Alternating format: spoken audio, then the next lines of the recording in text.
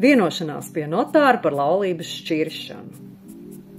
Kā daudziem jau ir zināms, tad laulību var šķirt arī pie notāra, nevēršoties tiesā. Tomēr vairāk kārt esmu dzirdējusi viedokli no klientiem, ja laulātajiem ir bērni, tad noteikti esot jāvēršas tiesā, lai šķirtu laulību.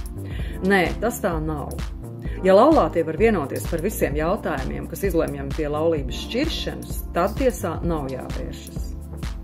Par kādiem galvenajiem jautājumiem laulātajiem ir jāvienojas, lai šķirtu laulību bez tiesas starpniecības? Par laulāto kopīgās mantas dalīšanu, par bērnu dzīves vietas noteikšanu, par saskarsmes kārtības noteikšanu, par uzturlīdzekļu apmēru bērniem.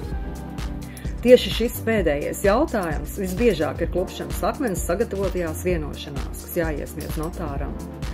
Jo vienošanā noteiktais uzturlīdzekļu apmērs nedrīkst būt mazāks par valsts noteikto minimālo uzturlīdzekļu apmēru. Šeit nederēs teksts, ka laulātais maksās pēc savām iespējām vai mazāku apmēru kā valsts noteiktais minimums. Pastāv arī citas nianses, kas iekļaujamas vienošanās tekstā, tādēļ vienošanās ir jāsastāda juristam.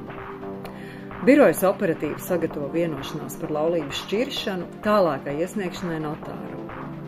To ir iespējams izdarīt attālināti, sazinieties.